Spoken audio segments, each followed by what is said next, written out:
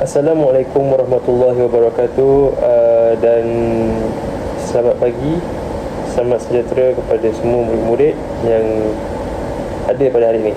Jadi saya Cikgu Mahdi bin Hariniza, pelajar ambilan PISMP 2024-2025 daripada kelas Bahasa Melayu, akan membentangkan persembahan kesan perubahannya pendidikan semasa terhadap mobiliti sosial pelajar di Malaysia. Baiklah, jadi kita akan mulakan dengan apa itu mobiliti sosial. Sebagai pengenalan, ini sebuah pendidikan sebagai lompatan sosial.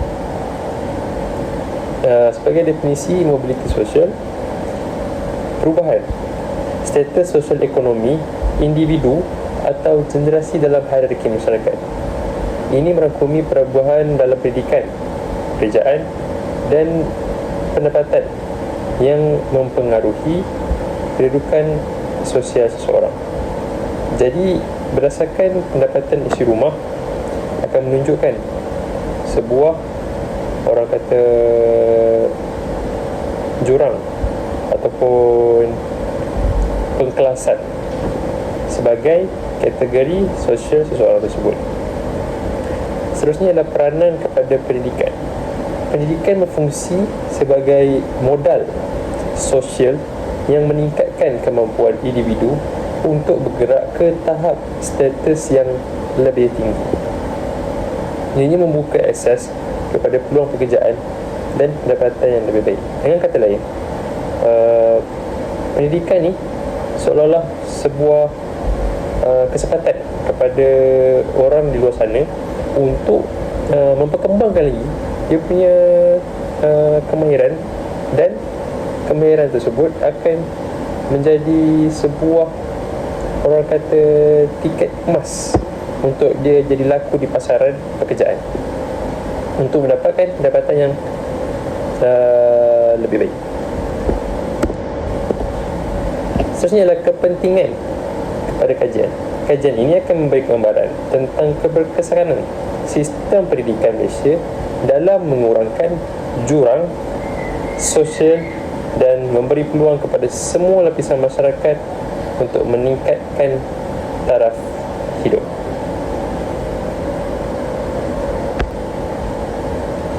Seterusnya ialah konsep mobiliti sosial. Konsep mobiliti sosial berbagi pada beberapa aspek. Jadi, aspek yang pertama, kita bergerak pada aspek yang pertama, iaitu mobiliti menegak, di mana ianya merupakan sebuah pergerakan ke tahap status sosial yang lebih tinggi atau lebih rendah dalam sebuah hierarki masyarakat. Contohnya, kita dapat lihat dalam seseorang keluarga berpendapatan rendah ataupun kepada profesional berpendapatan tinggi. Jadi, dalam lingkungan, orang kata, satu kedudukan, kita akan dapat lihat beberapa individu yang berpendapatan tinggi dengan pekerjaan yang profesional yang lebih elok, dan pendapatan yang rendah dengan orang kata gaji yang tidak menentu dan sebagainya,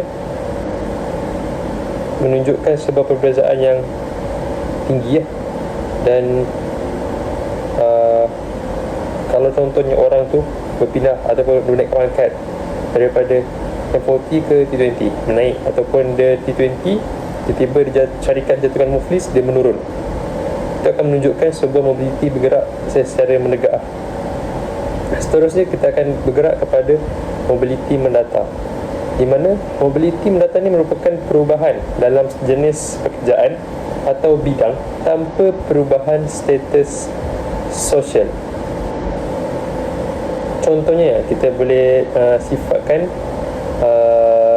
ianya contoh, kalau dengan kata lain, orang tu dia, orang kata, pindah kerja ataupun naik ke pangkat ke apa semuanya, tapi di bawah grade yang sama dan pendapatan yang sama juga. Jadi itu yang dimasukkan dengan tanpa perubahan status sosial. Sebagai contoh yang kita dapat lihat, seorang individu ni, dia ni guru, jadi dia pindah kepada pegawai kerajaan dengan tahap pendapatan yang sama. Jadi status sosial dia still sama.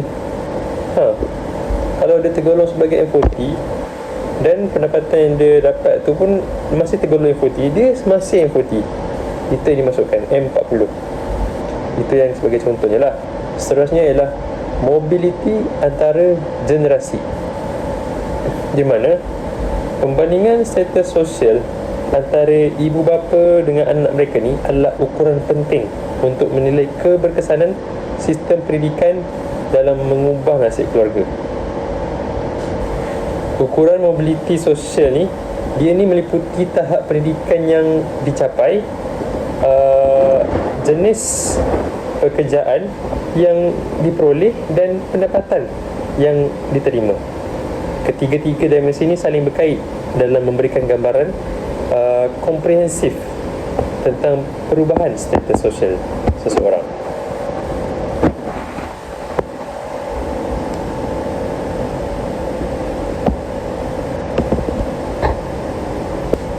Seterusnya, kita akan bergerak pada perubahan pendidikan dari semasa ke semasa. Jadi digitalisasi pendidikan merupakan transformasi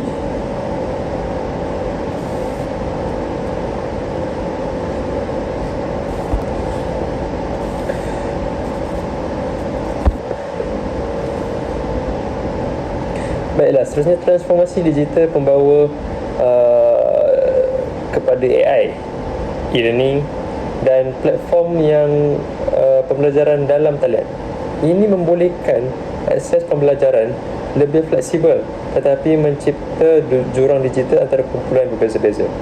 Jadi apa yang dapat disimpulkan daripada perkara ini, ya tepat, memang perkembangan digital dalam pendidikan ni membawa banyak kebaikan dan membawa kemudahan kepada murid-murid untuk dapatkan akses tambahan di luar waktu belajar di sekolah.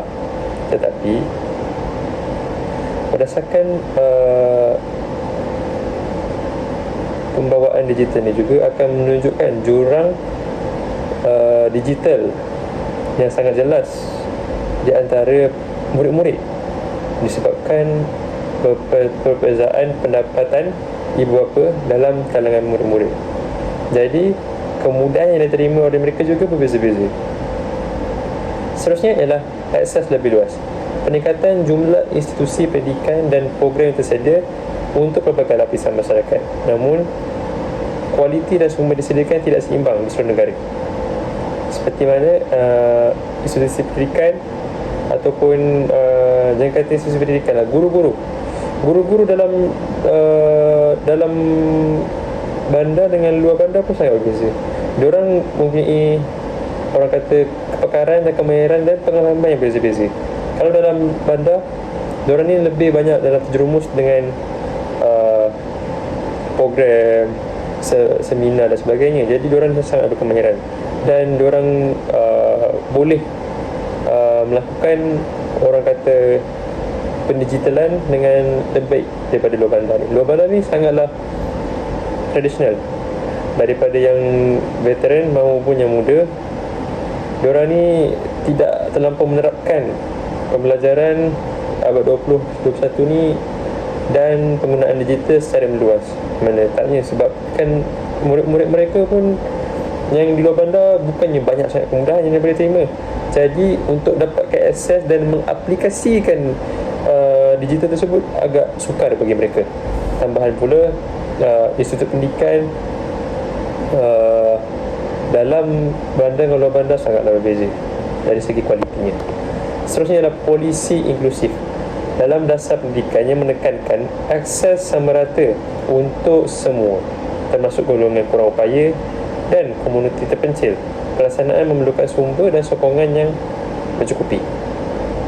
Dalam isu kritikal, transformasi digital meningkatkan pembelajaran, tetapi wujudnya jurang digital yang memisahkan pelajar bandar dengan luar bandar. serta golongan berpendapatan tinggi dengan rendah.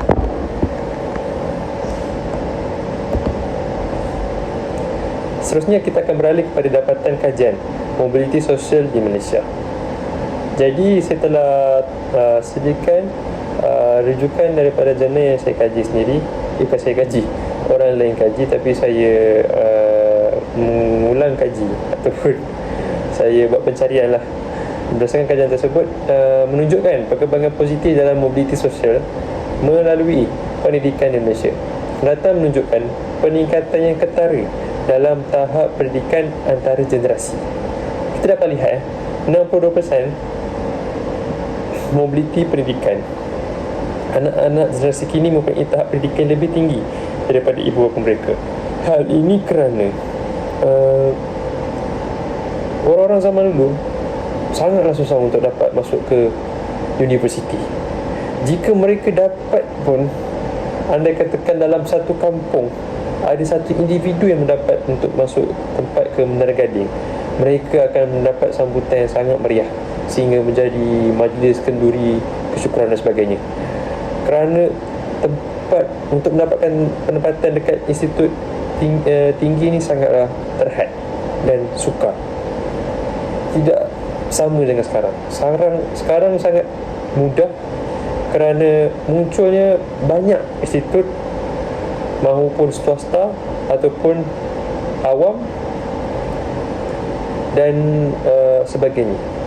Tergantung kemudahan, kepilihan dan kemahiran yang ingin kita menelusuri.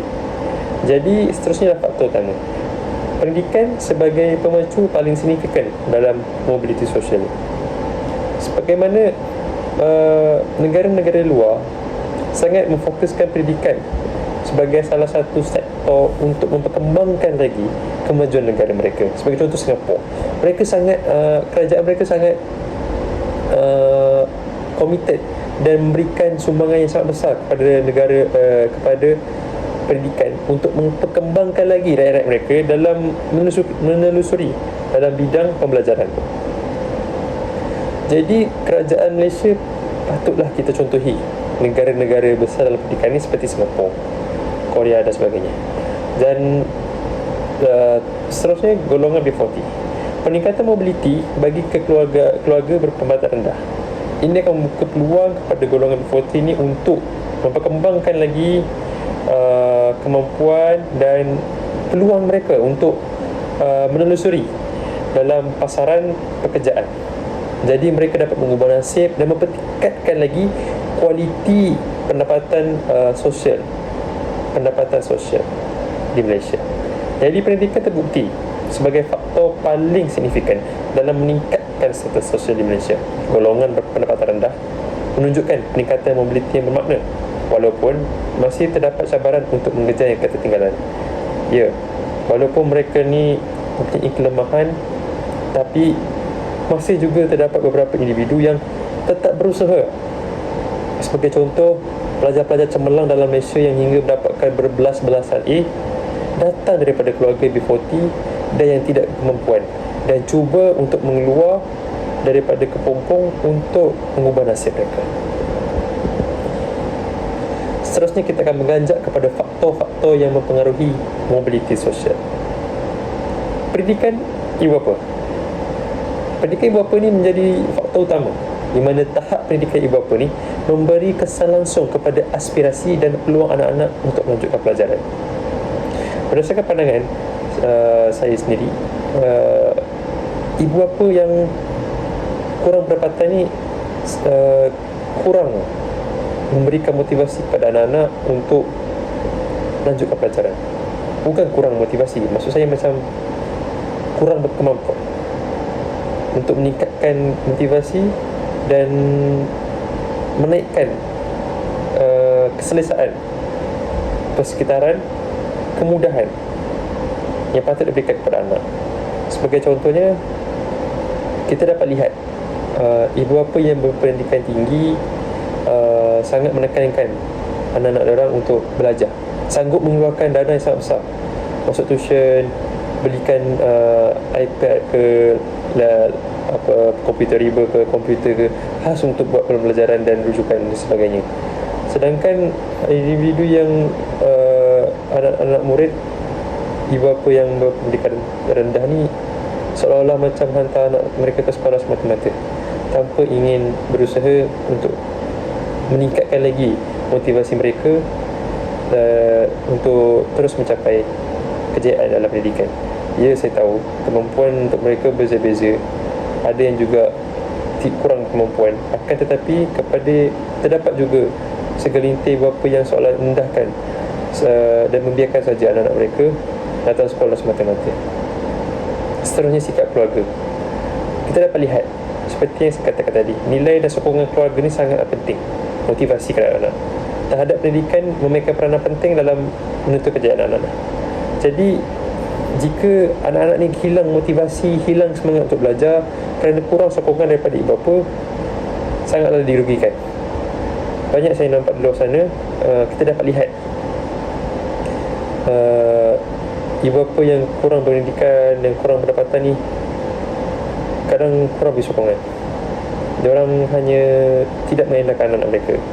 Tapi terdapat juga golongan yang kurang pendapatan ni, dia tidak selalu sibuk dengan kerja hakiki mereka. Jadi diorang dapat fokuskan lebih kepada anak mereka berbanding pada orang yang berpendapatan tinggi. Jadi tidak semuanya sama dan memiliki beberapa, orang kata, kebaikan dan keburukan masing-masing. Justru kita akan beralih kepada lokasi geografi, di mana lokasi geografi ini juga memberikan peranan yang sangat penting jugalah kepada murid-murid dalam pendidikan ni, di mana perbezaan antara bandar dan luar bandar sangatlah signifikan perbezaan dia dalam akses pendidikan dan kualiti infrastruktur. Sebagai contohnya, kita dapat lihat sekolah dekat luar bandar ni sangat orang kata kesian. Mereka ni belajar dalam keadaan yang orang kata menghadap buku teks semata-mata. Sedangkan murid-murid yang belajar di dalam bandar ni mendapat banyak kemudahan dan selalunya diutamakan oleh kerajaan. Dan apabila dapat bantuan pun, kebiasaannya dalam bandar ni yang akan dapat bantuan dulu, dan kuantitinya dan kualiti yang diterima sangatlah berbeza.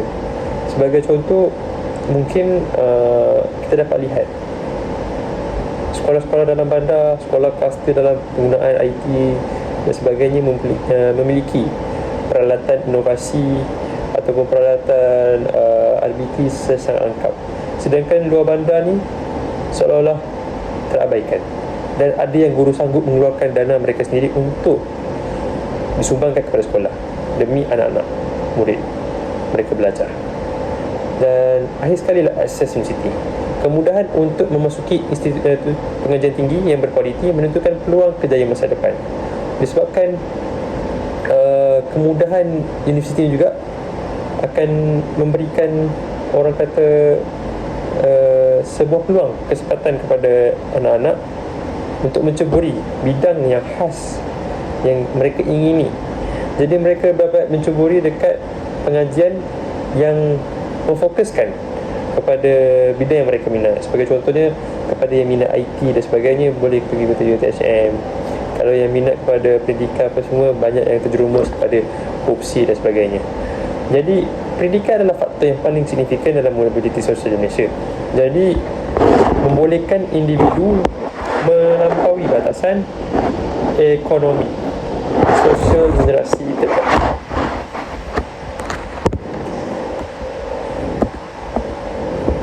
Seterusnya, kita akan bergerak kepada ketidaksamaan pendidikan, jurang yang perlu ditutup, di mana jurang pencapaian wujud perbezaan ketara dalam pendidikan berdasarkan pendapatan keluarga dan lokasi geografi.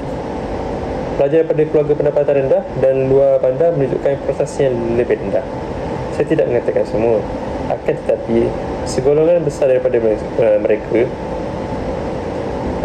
sedemikian rupa. Jadi pelajar yang keluarganya pendapatan rendah luar bandar ni sebenarnya kurang dalam diberikan kemudahan. Itulah yang kesan dampak yang kita dapat lihat. Dia tak dapat kemudahan sebanyak mana pelajar-pelajar dalam bandar ataupun pelajar-pelajar yang ibu bapa dia berkemampuan tinggi. Sebab diorang tak dapat kemudahan. Sebagai contoh, dalam kelas sekolah-sekolah luar bandar ni, kebanyakannya mengharapkan satu sekolah tu mungkin ada satu je bilik pembelajaran abad 21, ataupun bilik yang memiliki smart whiteboard ke smart TV ke apa ke. Sebab kemudian sangat terhad. Jadi kalau murid-murid nak gunakan, terpaksa buat tempahan, dan terpaksa guru-guru terpaksa berkongsi ataupun sehingga sanggup menggabungkan kelas. Sedangkan sekolah-sekolah dalam bandar ni, saya tidak kata semua kelas, tapi mereka memiliki kelas yang lengkap dengan setiap kelas ada yang kadang ada projektor, setiap kelas kadang ada smart TV. Mungkin dekat sekolah dalam bandar ni, dalamnya ada yang 2 ke 3 sampai ke 5 bilik pembelajaran kelas ada smart whiteboard dan sebagainya. Nak bandingkan dengan sekolah luar bandar dalam bandar. Itu dalam persekolahan. Kalau dalam luar persekolahan yang melibatkan pendapatan ibu bapa rendah dengan ibu bapa pendapatan tinggi ni, ibu bapa tinggi ni dapat memberikan, orang kata, kemudahan dan sikit akses internet yang lebih laju, orang kata lebih selesa pembelajaran diorang. Sebab kita dapat lihat kalau anak-anak yang berpendapatan tinggi ni, kalau contohlah kita buat Google Meet pembelajaran e-learning, mereka kadang melakukan pembelajaran e-learning ni dalam keadaan yang berekon, keadaan yang internet wifi yang laju, rangkaian internet laju, dengan gadget orang kata komputer riba lah, komputer siap ada kamera, webcam dan sebagainya, sangatlah selesa. Sedangkan anak-anak ataupun murid-murid daripada pendapatan yang rendah ni kadang buat kelas online sangat kesian, kerana mereka terpaksa menggunakan telefon, dan terdapat juga segelintir pada mereka yang tak ada telefon sampai terpaksa meminjam telefon ibu bapa mereka sendiri. Bayangkan kalau mereka terpaksa melaksanakan kelas dari pukul 8 sampai pukul 12 secara berterusan, tak kepanas phone mereka. Itu phone. Kalau mereka terpaksa buat panggilan lain ataupun terpaksa buat untuk menghubungi orang lain dalam masa yang sama, terpaksa juga masuk dalam kelas tu, perkara tersebut sangat membebankan mereka dan sangat tak selesa lah. Sedangkan orang-orang yang murid-murid yang berpendapatan ibu bapa tinggi ni belajar pakai komputer riba, siap main phone apa dan sebagainya. Jadi sangat tidak adil bagi saya. Jadi kerajaan patut mengambil langkah untuk mengatasi masalah ini dan memberikan bantuan serba sedikit, sekurang-kurangnya dapat meringankan beban kepada pelajar-pelajar dan tanpa mengeluarkan dana yang besar kepada ibu bapa mereka. Seterusnya, kadar tamat sekolah. Berdasarkan rujukan kajian yang saya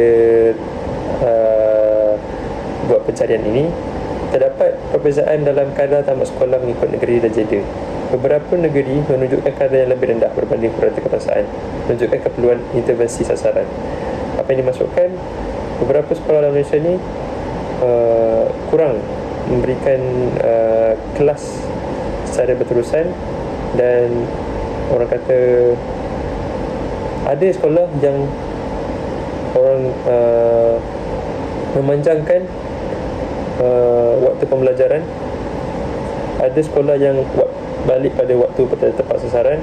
Ada sekolah yang sanggup membuat kelas tambahan dari pagi, petang sampai ke malam.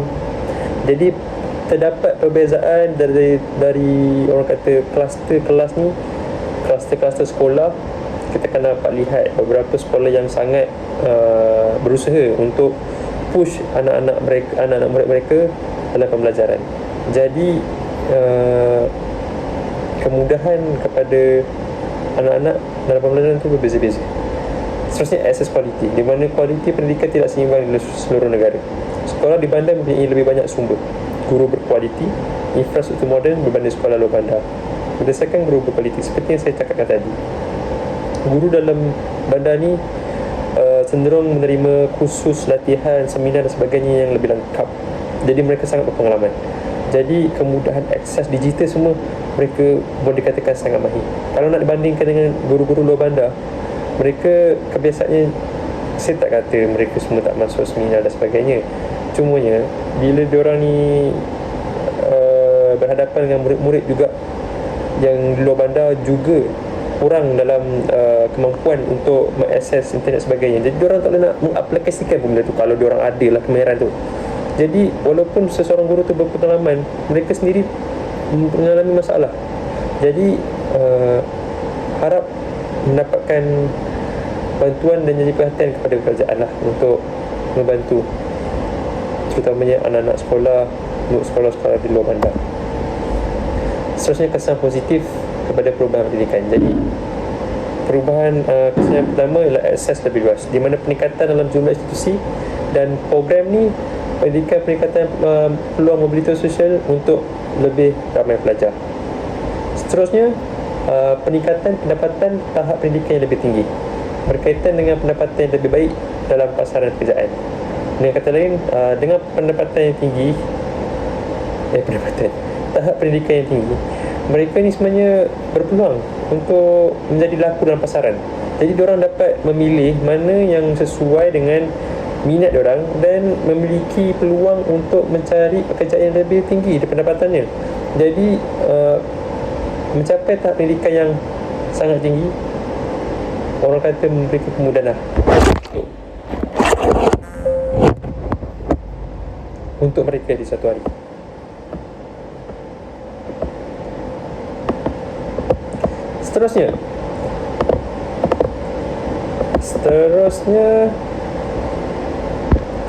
Seterusnya kemahiran baharu, di mana penguasaan kemahiran digital membuka peluang kepada pekerjaan dalam sektor ekonomi moden. Dengan kata lain, dengan kewujudan digital ni, dianya memberikan peluang kepada pekerjaan dalam sektor ekonomi moden. Walaupun digital ni dapat memberikan, orang kata, kemudahan dan sebagainya, dia seolah-olah dapat memberikan peluang pekerjaan kerana membuka kepada sektor-sektor baru. Jadi bila perindustrian mana-mana dalam negara ini membuka sebuah sektor baru dan memerlukan jawatan kosong dan sebagainya, nilai di pendigitalan dalam kalangan pelajar itu sangatlah meningkat dan diorang akan berguna lah pada satu masa akan datang. Jadi kita akan dapat lihat pada cabaran dan kesan negatif, di mana jurang digital, perbezaan dalam akses internet dan peralatan digital antara pelajar bandar dan luar bandar sangat berbeza. Pelajar luar bandar menghadapi cabaran mengikuti pembelajaran dalam talian dan menggunakan platform e-learning. Sebagai mana yang saya kata tadi, sebagai contoh, dalam gadget sebagainya, ada yang pakai phone. Untuk luar bandar banyak yang pakai phone sendiri, ada yang pakai phone ibu bapa. Kalau dalam bandar ni ada yang pakai komputer ibu lah, iPad dan sebagainya, bergantung pada kemampuan ibu bapa masing-masing. Tapi apa yang jadi lebih menyukarkan lagi murid-murid ni, bila ibu bapa kurang pendapatan tinggi, diorang tak dapat, diorang pun sendiri tak biasa nak menggunakan penggunaan gadget sebagainya. Jadi diorang pun suka nak mengajar anak mereka sendiri. Jadi anak-anak pun jadi keliru nak bandingkan ibu bapa yang berperhatian tinggi, yang ada kemudahan akses internet dan sebagainya dan gadget. Diorang ni lebih mengerti tentang IT. Jadi anak-anak mereka pun dia boleh ajarkan secara direct lah kat rumah. Jadi bukan dekat rumah, kat sekolah je dah belajar, dekat rumah pun dah belajar lagi. So murid-murid luar bandar sangat ketinggalan lah. Seterusnya, kualiti tidak seimbang. Terdapat perbezaan dalam kualiti pendidikan antara sekolah bandar dengan luar bandar. Jurang ni mempunyai pencapaian akademik dan peluang mobiliti sosial pelajar daripada latar belakang berbeza. Seterusnya, ketidaksamaan akses. Walaupun akses pendidikan telah meningkat, pelajar daripada keluarga pendapatan lebih rendah menghadapi halangan ekonomi dan sosial menghalang mereka daripada menikmati pendidikan yang berkualiti. Seterusnya ialah implikasi dan cadangan besar, di mana apa yang kita dapati, kurangkan jurang digital. di mana kita perlu kerajaan perlu menyediakan infrastruktur internet dan peralatan digital kepada pelajar luar bandar dan golongan berpendapatan rendah. Seterusnya, tingkatkan lagi kualiti luar bandar dan memperkokohkan kualiti pendidikan di luar bandar melalui latihan guru dan meningkatkan infrastruktur dan sumber pembelajaran.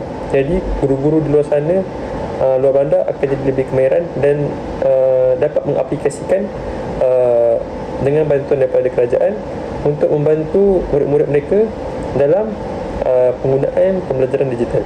Sebenarnya sokongan kewangan kepada golongan kurang pendapatan rendah, kurang berpendapatan. Jadi program bantu kewangan ni dan beasiswa yang lebih luas untuk belajar daripada murid keluarga berpendapatan rendah, diorang dapat orang kata menggunakan dana tersebut untuk pembelajaran secara digital. Sebagai contohnya, mereka dapat mengakses kepada penggunaan aplikasi digital pembelajaran seperti Canva, Pro dan sebagainya. Jadi diorang dapat akses secara lebih mendalam dan mengeksplor lagi dunia-dunia digital ni secara lebih selesa dan tanpa mengeluarkan dana yang besar kerana bantuan yang diterima oleh kerajaan. Jadi akhir sekali, memperkukuhkan pendidikan TVET, memperkukuhkan pendidikan dan latihan teknikal secara vocational sebagai alternatif kepada pendidikan akademik tradisional. Jadi walaupun kita dapat lihat murid-murid luar bandar ada yang sudah kehilangan motivasi untuk menghadap buku tulis, nak tulis apa semua. Jadi diorang dah, orang kata dah tak ada mood untuk belajar secara amnya. Jadi kita boleh mengeluarkan lagi kemahiran-kemahiran yang lain seperti yang mereka simpan ataupun mereka selindungkan. Jadi sekurang-kurangnya mereka tidak disia-siakan dan dapat membantu mengembangkan lagi perkembangan kemajuan negara di Malaysia melalui kemahiran yang diterapkan yang mereka ingini. Jadi perubahan pendidikan bahawa peluang dan cabaran yang meningkatkan mobiliti sosial di Malaysia untuk memastikan kesaksamaan peluang kepada semua lapisan masyarakat. Akhir sekali, kesimpulan yang saya boleh berikan, perubahan pendidikan semasa telah memberikan kesan yang sangat signifikan terhadap mobiliti sosial pelajar. Pendidikan berfungsi sebagai media utama dalam meningkatkan taraf hidup individu kepada membuka peluang pencapaian akademik yang lebih tinggi. Seterusnya, mempengaruhi peluang pekerjaan dan pendapatan. Walau bagaimanapun, kesan ini tidak dinikmati secara sama rata oleh semua pelajar. Jurang daripada asas kualiti pendidikan serta faktor sosioekonomi seperti latar belakang, keluarga dan lokasi tempat tinggal masih menjadi cabaran utama yang boleh menghadkan mobiliti sosial, khususnya bagi golongan berpendapatan rendah. Oleh itu, usaha berterusan perlu dilaksanakan bagi memastikan sistem pendidikan yang lebih inklusif, adil dan berkualiti.